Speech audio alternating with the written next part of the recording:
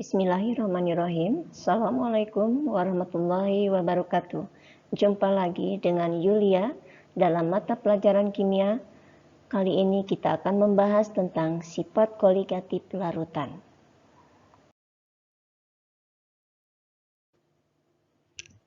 Tujuan pembelajaran. Setelah pembelajaran, siswa diharapkan mampu menerapkan perhitungan konsentrasi larutan untuk menentukan penurunan tekanan uap, kenaikan titik didih, dan penurunan titik beku larutan non-elektrolit. Sifat koligatif larutan adalah sifat yang tidak tergantung kepada jenis larutan, tetapi hanya bergantung kepada jumlah partikel zat yang terlarut di dalam larutan. Untuk lebih jelasnya, sebelum kita membahas apa saja yang merupakan sifat koligatif larutan, marilah kita amati diagram PT dari pelarut dan larutan berikut.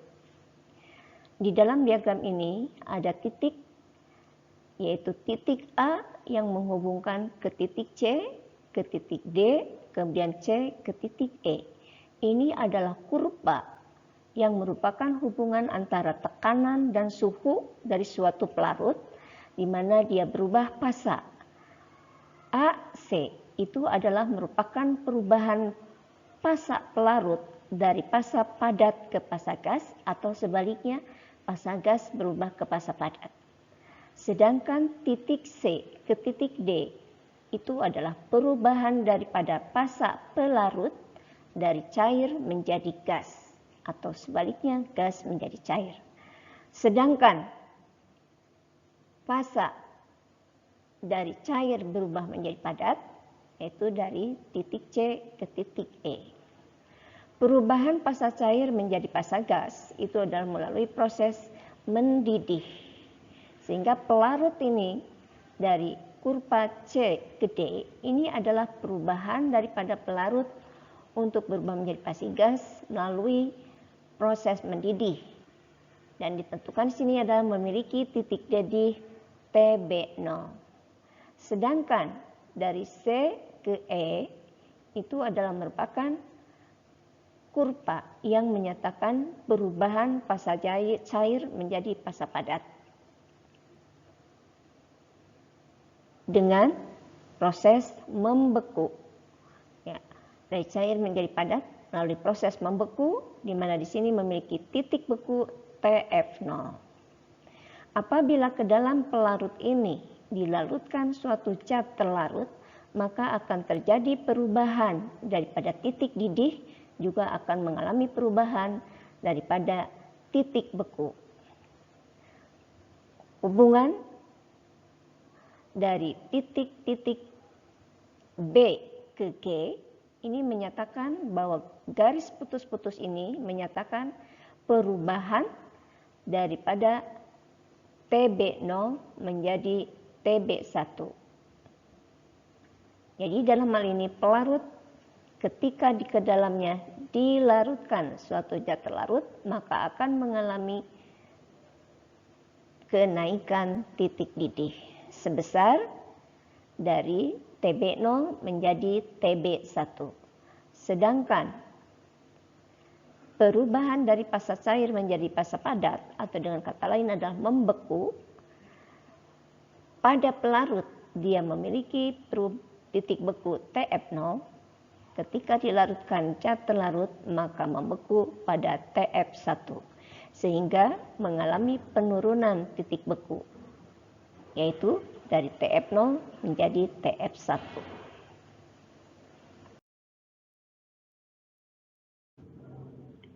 Perhatikan gambar di bawah ini adalah contoh ada 3 jenis larutan.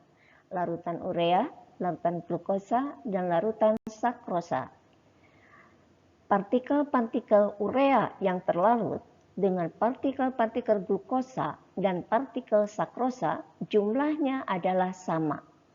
Di dalam gambar, di sini digambarkan ada 8 partikel urea, kemudian ada 8 partikel glukosa, dan ada 8 partikel sakrosa. Artinya bahwa di dalam larutan ini jumlah partikel yang terlarut jumlahnya sama. Walaupun jenisnya berbeda, maka ketiga larutan ini akan memiliki sifat koligatif yang sama. Apa saja sifat koligatif larutan itu? 1 adalah kenaikan titik didih, 2 penurunan titik beku, 3 penurunan tekanan uap, dan 4 adalah tekanan osmotik. Jadi dari ketiga larutan ini akan memiliki keempat sifat koligatif tadi yang sama.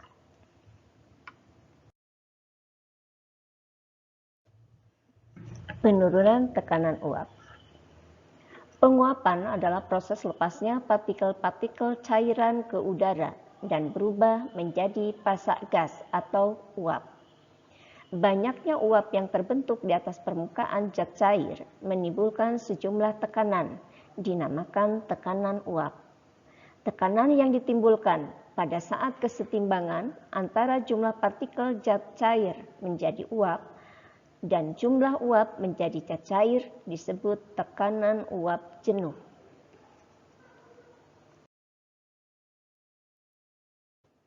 Perhatikan tabel 1. Pada tabel ini ditayangkan tentang tekanan uap jenuh air pada berbagai suhu. Pada suhu 0 derajat Celcius, tekanan uap jenuh air 4,58 mm Hg.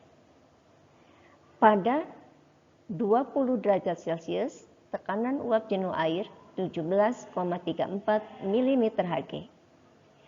Pada 50 derajat Celcius, tekanan uap jenuh air 97,3 mm Hg. Dan pada 100 derajat Celcius, tekanan uap jenuh air 760 mm Hg. Dari hal ini bisa disimpulkan bahwa semakin tinggi suhu daripada pelarut, maka tekanan uap jenuhnya akan semakin naik.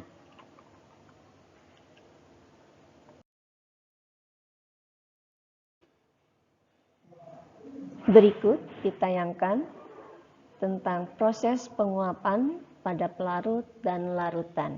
Itu pada gambar A, B, dan C. Pada tabung A hanya berisi molekul-molekul air. Dan molekul-molekul air ini di dalam sistem yang tertutup maka mengalami kesetimbangan dinamis, yaitu perubahan molekul-molekul air dari fasa cair berubah menjadi molekul-molekul air menjadi fasa gas. Bisa diperhatikan ketika molekul air menjadi fasa gas dengan anak panah berwarna merah, sedangkan fasa gas berubah menjadi fasa cair adalah dengan anak panah hitam mengarah ke bawah. Anak panah berwarna merah ini kita lihat ada jumlah sebanyak 5. Ini ada dalam pelarut murni, air. Jadi di dalamnya belum ada terlarut. Kemudian pada tabung B, pada pelarut air ditambahkan molekul glukosa. Nah, dan ini pun terjadi proses penguapan dan uap berubah kembali menjadi cairan, tetapi diperhatikan jumlahnya bahwa molekul-molekul air yang berubah menjadi uap air menjadi lebih sedikit dibandingkan dengan tabung A. Artinya bahwa proses penguapan menjadi berkurang dibandingkan dengan di tabung A. Dan ini tentunya bahwa tekanan uap kalau dibandingkan pada tabung A dengan tabung B akan menjadi berkurang.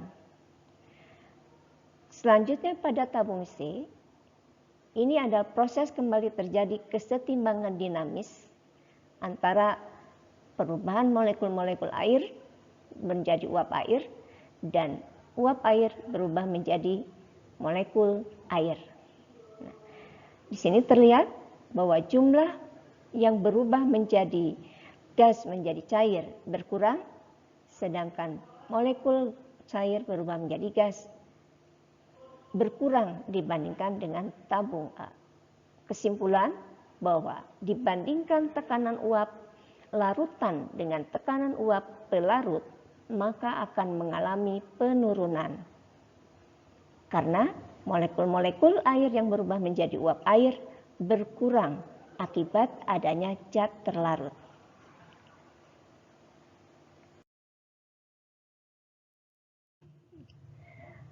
Berikut kita akan menghitung berapa besar penurunan tekanan uap larutan, berapa besar kenaikan titik didih larutan, dan berapa besar penurunan titik beku dari suatu larutan. Penurunan tekanan uap, demikian rumusnya, bisa diperhatikan. Delta P sama dengan P0 dikurangi P.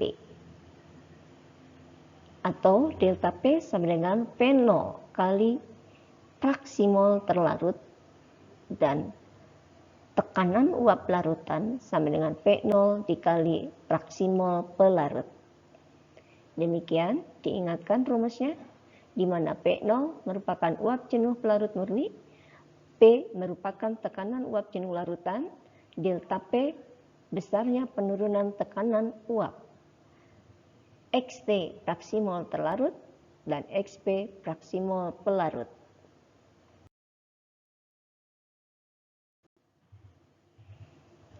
Kenaikan titik didih larutan. Perhatikan gambar berikut. Ini adalah tentang pelarut, kemudian yang sebelah kanan adalah gambar dari suatu pelarut di mana dia berubah dari fasa cair menjadi fasa gas, yaitu melalui proses mendidih. Ada pertanyaan, pernahkah kamu melihat air mendidih? Jika dibandingkan titik didih air di dataran rendah dengan dataran tinggi, apakah titik didihnya sama ataukah berbeda?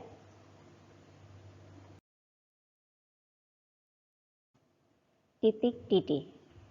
Titik didih adalah titik di mana pada suhu tertentu zat berfasa cair berubah menjadi fasa gas.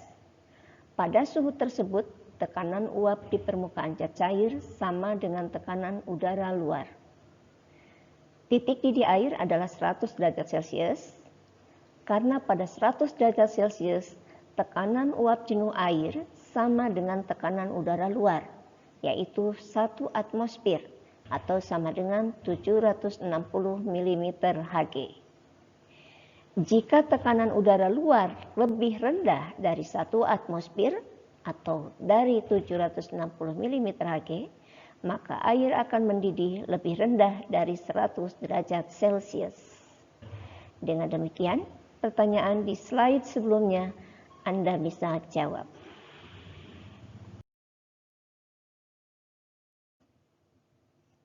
Ya, perhatikan berapa besarnya kenaikan titik didih. Ya, slide sebelumnya sudah menjelaskan bahwa dari suatu pelarut ke larutan, maka titik didih akan mengalami kenaikan. Berapa besar kenaikan titik didih? Yaitu berbanding lurus dengan molalitas dari larutan tersebut. Sehingga memiliki rumus delta TB sama dengan M kali KB.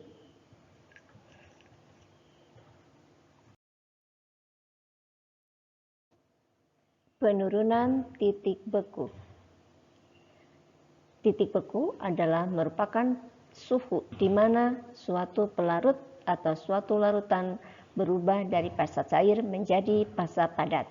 Dari pelarut ke larutan, sudah dijelaskan sebelumnya, akan mengalami penurunan titik beku.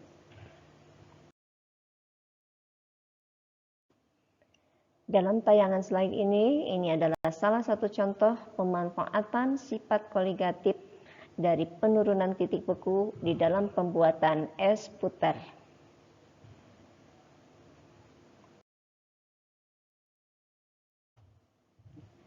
Titik beku normal suatu zat adalah suatu suhu pada saat zat membeku pada tekanan 1 atmosfer. Jika suatu zat terlarut ditambahkan pada suatu pelarut murni hingga membentuk larutan, maka titik beku pelarut murni akan mengalami penurunan. Seberapa besar penurunan daripada titik beku dari pelarut menjadi larutan, maka besarnya adalah delta TF sama dengan M kali KF. Berarti penurunan titik beku berbanding lurus dengan molalitas daripada larutan tersebut.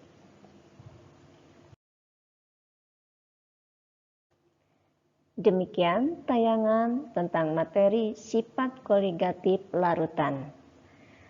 Terima kasih, semoga bermanfaat untuk Anda semua. Sampai jumpa lagi. Wassalamualaikum warahmatullahi wabarakatuh.